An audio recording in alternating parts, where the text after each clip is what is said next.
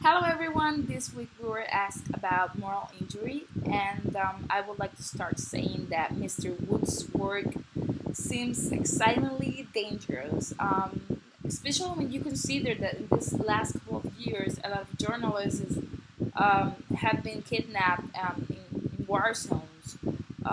Also, there is a gruesome component to war that they witness. There are two movies that I would like to recommend. The first is the Bang Bang Club. You will be watching some clips of it through this presentation. And it's a real life story of war photographers, and they were chased by the images they took in those wars, as well as what the people thought about their presence there. It's very interesting because they say they are chasing by the images. They are chasing about what they saw. And when you compare this to the military, there is also that component of I'm chasing about what I saw in combat, but also about what I did while I was in combat. And this series of moral injury compilations of they open your eyes.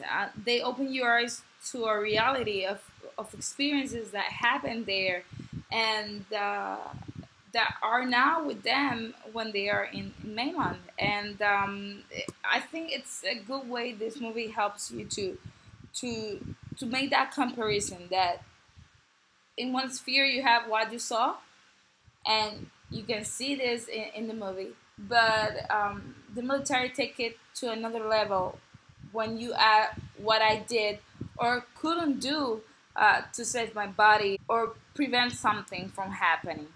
The second movie that I would like to recommend is A Thousand Times Good Night. I will also put it here. And this is not a true story, but um, she says it's that there is something you can do nothing about, and it's that a sentiment that our military service members feel often after they come home. That there is something that bothers them, that it's them inside, but they cannot do nothing about. I personally would like to thank Mr. Wood because works as this one give us a look into the problem that we may never have if it weren't by people like him. As we know, war changes everything in the different levels a service member has in personal, interpersonal, cultural, social, global. It's changed by war. Um, we have talked here and in other classes about how war it's sees as a rite of passage for men, from kids to grown-ups. And we also have to pinpoint that not all the things that happen in war are bad. They learn good things about themselves, and they strengthen themselves in an interpersonal level.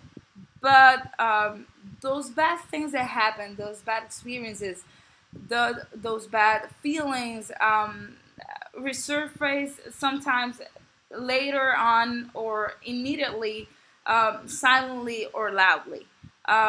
We need to comprehend what happens so when they come home, we know how to treat them, how to help them through this process. And moral injury is a rather new concept that explains the feel our service members have, that their fundamental understanding of right and wrong has been violated. Grief, numbness, and guilt is there, is palpable. They can be as a shadow that follows them everywhere, inflicting pain. And it's not only what you saw, what you did, but what you couldn't do. And we see this in the moral injury series, as medics weren't able to save some of the service members, and they felt fingers pointing at them because they couldn't save one of the team. They feel they fail at their job. They feel they let a comrade behind, and they feel how the others are in pain because of this, and um, even if not their fault, because they don't have the same resources they have here, or the person was beyond being saved, the pain is there, and what happens is there, and that will be part of that moral injury of what you couldn't do, and what you felt um, was wrong. And I love the social theory of different roles, and I think that while these service members were in battle, they were constructing this image of every bit of experience that was formatting this mask, and every time a remembrance of that comes, or the pain starts to be unbearable, the mask starts to be more ingrained to their actual face. And there can be a point when there's no difference from their face to their masks, because the pain is real, it's constant, and cannot be faltered by anything else. What I found very harsh was that there was only one program for moral injuries, and that program was for only one branch of the military. It was for the Navy, and it was in San Diego. So if you weren't a part of the Navy and you didn't live in San Diego, you were most sure left to the VA that will treat you with medication that is proven unsuccessful for this problem. It's good what's happening, and broadening and of more injury through research, because that does a huge impact on the different levels.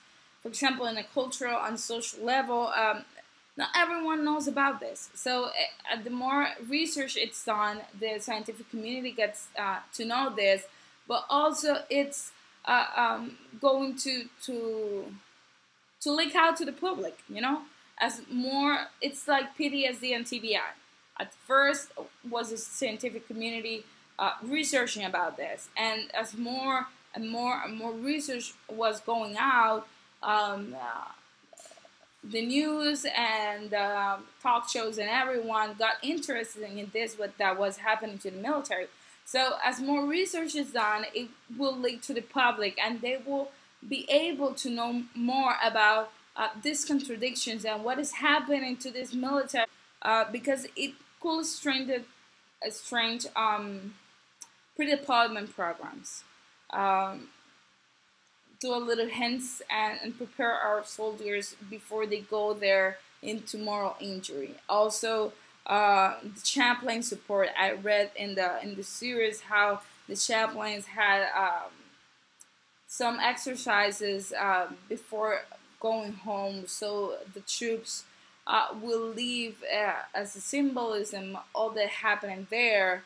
I hope that a lot of them could do that, but the reality is that you can come to terms with it doing that, but a lot of people could not come to terms just doing that. So I think it could work as a start to then receive more treatment in mainland.